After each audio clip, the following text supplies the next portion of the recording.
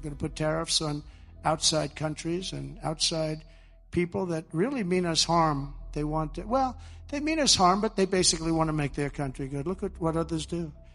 China's a tremendous tariff maker, and India and Brazil and so many countries. And so we're not going to let that happen any longer, because we're going to put America first. Always put America first. That's what's going to happen. We're going to establish a very fair system where money is going to come into our coffers and America is going to be very rich again. Lei Magnitsky. Não podiam ter escolhido um nome mais fácil.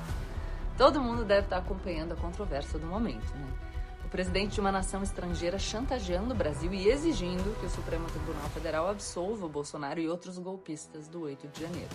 No meio dessa batalha, o ministro Flávio Dino deixou nítida, numa decisão, uma obviedade. Para que leis estrangeiras tenham validade no Brasil, elas precisam ser recepcionadas no ordenamento jurídico brasileiro. Do contrário, elas não valem.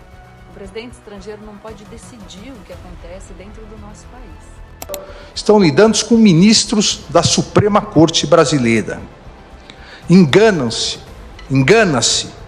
essa organização criminosa ao esperar que a permanência e continuidade dessa torpe coação possa, de alguma forma, gerar uma covarde rendição dos poderes constituídos brasileiros. Engana-se essa organização criminosa miliciana e aqueles brasileiros escondidos e foragidos do território nacional, enganam-se em esperar fraqueza institucional ou debilidade democrática.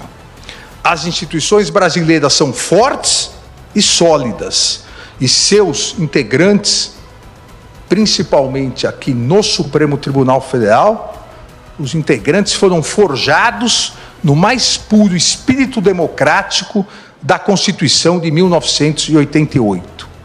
Coragem institucional e defesa à soberania nacional fazem parte do universo republicano desta Suprema Corte, que não aceitará coações, obstruções ou tentativas de novos golpes de Estado, como ocorrido em 8 de janeiro de 2023.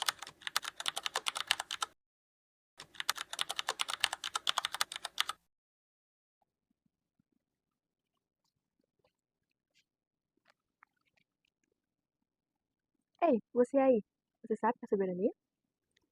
A soberania é o poder político supremo do Estado dentro do território. É a capacidade de decidir sem subordinação, de agir conforme a própria vontade da coletividade. Não se trata apenas de independência jurídica, mas de autonomia real, política, econômica e social. Trata-se de um direito constitucionalmente protegido pela nossa Constituição Federal Brasileira de 1988, que estabelece no artigo 1º, inciso 1º da Constituição que a República Federativa do Brasil, formada pela união indissolúvel dos Estados e municípios e do Distrito Federal, constitui-se em um Estado democrático de direito e tem como fundamentos a soberania. Ou seja, a soberania é um direito do povo brasileiro decidir o seu destino, sem intervenções externas. A Constituição reafirma esse princípio no artigo 4º, inciso 1º da Constituição, ao dizer que o Brasil rege-se nas relações internacionais pelo princípio da independência nacional. Ou seja, esse artigo funciona como escudo jurídico para impedir interferências externas em nossas decisões políticas, econômicas e jurídicas. A soberania, portanto, não é um simples conceito teórico, muito pelo contrário, trata-se de um pilar vívido da nossa democracia brasileira.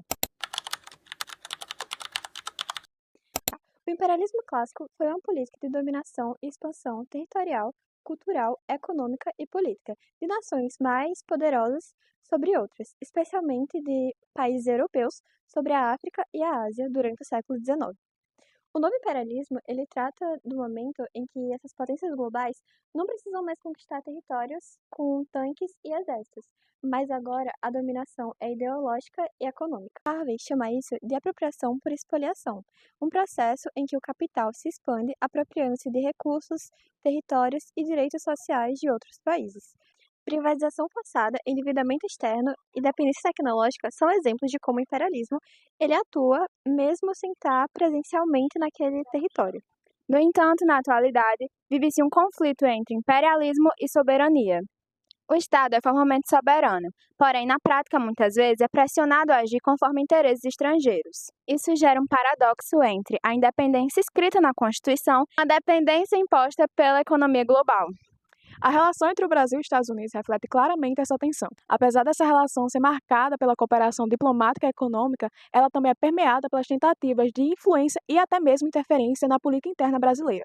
Como em 2025, quando o governo norte-americano tentou impor tarifas de até 50% nos produtos brasileiros, como resposta às decisões tomadas pelo Supremo Tribunal Federal em relação ao julgamento da tentativa de golpe estatal que aconteceu em 2023, dia 8 de janeiro. E, além disso, impôs sanções políticas contra autoridades brasileiras e também aos familiares dos ministros do STF sobre o pretexto de defender os direitos humanos. Todas essas medidas foram consideradas pelo Itamaraty como uma violação à soberania nacional.